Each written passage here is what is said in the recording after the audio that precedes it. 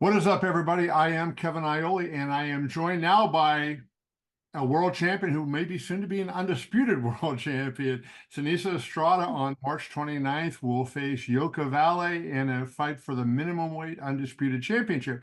Seniesa, how are you, my friend? I'm doing well on my third cup of coffee this morning, but I'm feeling good. Let's get one here going. Is that Duncan? Duncan, Nice.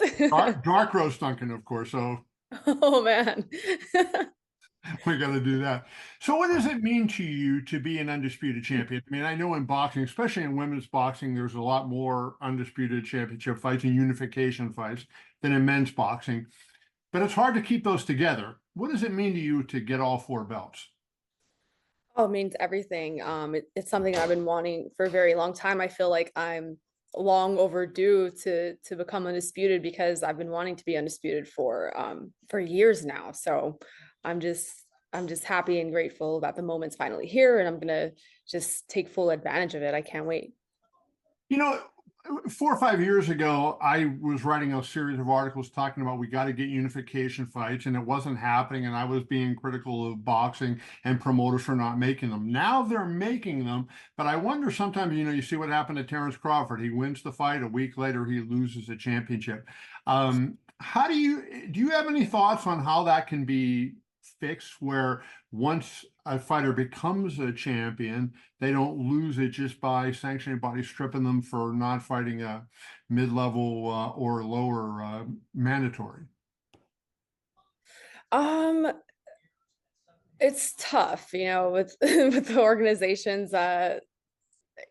Sometimes having their own rules or not following certain rules, so it makes it complicated with that.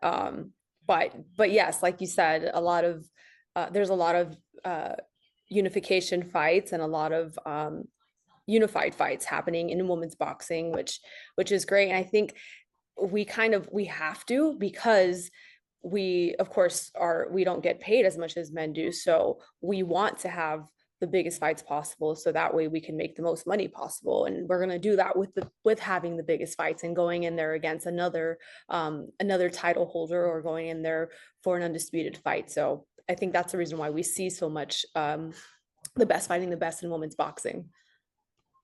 Yoka and you have been kind of traveling parallel paths, fought some of the same people, whatnot. What do you make of her as an opponent? And what kind of fight if people haven't seen either of you fight, what kind of fight can they expect? um well, she's a tough fighter who throws a lot of punches and uh usually has good stamina. So I think I'm expecting her to come and win. Of course, she goes in there with that motivation to try to overwhelm people with punches. And but I know that as long as I go in there and do what I'm supposed to do, it's gonna be a great night for me, and I'm gonna come out of there undisputed. So um without saying too much of my game plan or what I'm gonna do, I just think that as long as I fight my fight and do what I'm supposed to do, um, it'll be a much clearer victory than maybe some people think the fight's going to be. Do you believe this is the toughest opponent you've faced at this point in your career? Um, I face many tough opponents, so I don't think it's definitely the toughest, but that still doesn't mean that I'm overlooking her. I know she's going to come in there and try to knock my head off, and trying to win. So, um, yeah, skillfully, I think I faced better fighters, but it's a good thing because even though I've been wanting to become undisputed for many years now, I'm glad that it's happening now when I'm 25 and 0, because I was able to get that experience facing different type of opponents, different styles, different weight classes, and that's just going to help me. Um, that's just going to help me even more in this fight with having all that experience of facing different styles and different type of fighters. You would always think that a fighter like her that throws a lot of punches, that's a pressure fighter, will be vulnerable to a lot of counter shots in there. Is that something that you've seen on tape of her that people can counter her successfully?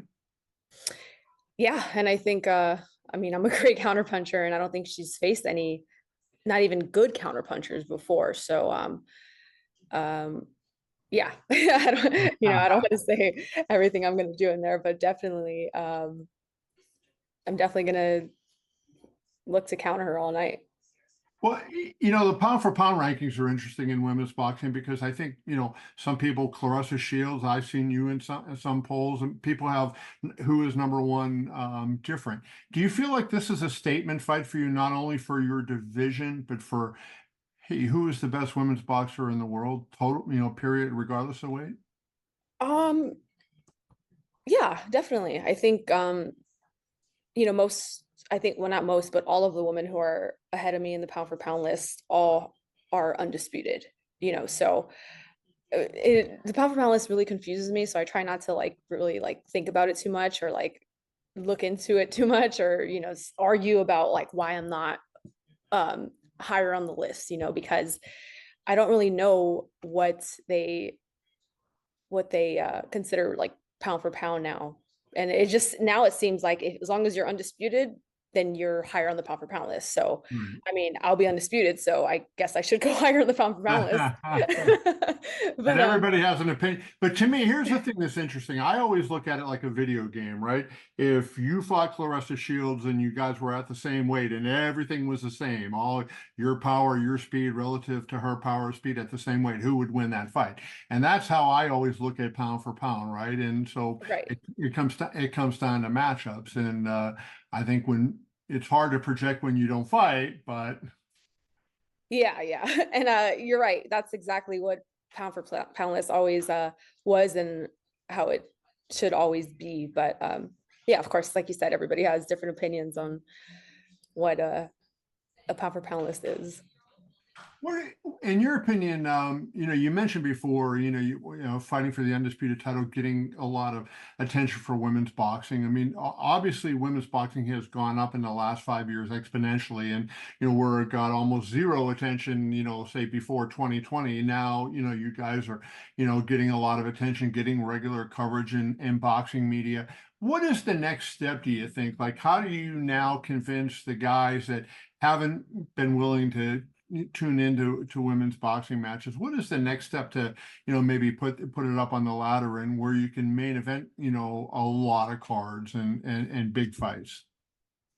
I think just having the biggest promoters in boxing continuing to give women this platform to televise us and to promote us. And um, I think that's definitely going to continue to just put eyes on women's boxing. And I think, Top Rank has been doing a great job with that for many years, especially with Michaela, everything they put into Michaela Mayer, which is why I was so excited to sign with them, because I knew that they had done so well for Michaela. And I think, yeah, just giving us that platform to show that we can put on entertaining fights. And I don't think any of the biggest women's boxing fights in the past few years have disappointed. Um, I know many people who watched their first women's boxing fight, whether it was Katie versus Amanda, or Savannah and Clarissa, or Michaela Bumgarner, um, that weren't disappointed in the fight, and became a fan of women's boxing because of that. So I think us also just fighting the best, and fighting each other for, whether it's unification fights or another champion fighting another champion. I think that's what's going to excel women's boxing, is just the best fighting the best, because people who aren't women's boxing fans can watch and say, wow, these are two women of very high skill levels. And years ago, it wasn't like that. When I was coming up and I was a little girl, I didn't even watch women's boxing, because you couldn't really watch it. It wasn't even it wasn't on TV, and no promoters were signing women. And then the women's boxing matches that I would watch were just terrible, no skill, and you're just standing there throwing punches, no technique. And it's really evolved and really changed. So now I think people who aren't women's boxing fans, they can watch it now and say, wow, this is different. This looks a lot different skill level wise. When you look at MMA, right, I think women's MMA is right there with the men, right? If it's a good fight, it's a good fight, and they don't have a problem with it. Do you think we're closing in on that point at this stage in boxing, like given what you just said and how you're fighting big fights and you're fighting exciting fights, right? And to me, that's what matters more than anything, is having exciting competitive fights. Do you feel like we're getting to that point where it'll be like MMA soon, where the women will be treated the same as the men? I think so. I think we're getting there. We have a long way to go, but that's one thing I really love about MMA. And the UFC puts on big fights all the time. Again, of course, men versus men, but also in the women's division as well. They the best fight the best, and it's great to watch UFC. I watch it all the time. I'm a fan of it, and it's great to watch it because when two women are in there, the crowd and the promotion and everything, the fans are exactly the same as if it's two men fighting. The atmosphere, you can't tell the Right. difference between there's no, they don't treat them any different. So I think and they don't see them any different. So I think that's so cool to watch UFC and to see that. So yeah, I'm hoping that we can get to that point with women's boxing. We still have a long way to go, but I think I've definitely been seeing more of an acceptance and an open mind to people wanting to watch. Last thing I want to ask you, I'm sure you've been asked this a million times, but Amanda Serrano's been big on it with the 3-minute rounds. How much do you think that's a factor? Because I'll say this, like just watching the Jonas Mayer fight, right? I kept thinking if that was 3 minutes around, how different that fight might have turned out to be. Do you feel like that would be something that you would endorse as a champion, undisputed champion, and hope to bring throughout the sport? Yes, definitely. I wanted to fight 3-minute rounds since I first turned pro, and I didn't care about. I wasn't, more money wasn't on my mind. I was only making like $1,000 or $700. When I first turned Wow. pro. So, um, and I still wanted to do 3-minute rounds. So that's something that I want very badly. And I did 3-minute rounds with the Sparza. We fought for the WBA interim title at 112. So that fight was just it was so entertaining because it was two fighters with very high skill levels, and we were able to show what we can do in there with 3 minutes. And that was a perfect example of a fight of a great 3-minute round fight with two fighters with high skill levels. And I think um, the WBC not allowing us to do 3-minute rounds is a little, well, not a little, it's very disappointing. And it's kind of just holding back women's boxing, because I think if we did 3-minute rounds, fights would be much more entertaining, and we would be able to show more ring IQ, more skill, more of a game plan. And this is the reason why, if you go on BoxRec and you search any female division, there women's boxers have so many draws on the record. It's interesting to see that, because people might look at it and not think anything of it, but me as a female fighter, women have so many draws on the record because the rounds are 2 minutes, and they're hard to judge because most women just go to the middle of the ring, throw the little punches, throw them in the ring, throw punches, the punches. And those types of fights and rounds are very hard to judge. So that's the reason why a lot of women have draws on their records. So I think, like you said, in the what fight was it you just mentioned? Oh, Kayla. the Mayer Jonas fight. Yes, the Mayor Jonas fight.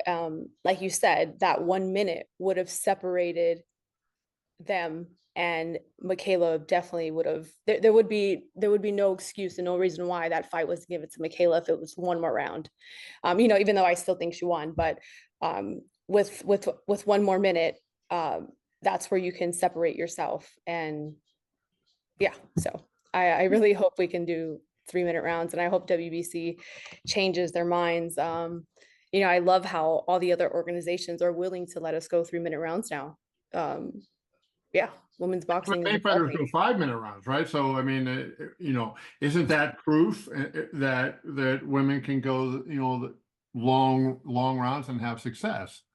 Yeah, and I mean, in MMA, they get kicked in the head, they get elbowed, they get, slammed on the ground, choked out, and in boxing, we're throwing punches with 8-ounce gloves. So that right there should tell you something. But yeah, we never really get a answer from Suleiman that like makes sense, and it's like we never really get proof of studies other than the one that he wants to show us, which is probably, I don't know, a doctor from like TJ, who knows who's been giving him this information. But in my opinion, I think he's completely wrong about the information. He needs to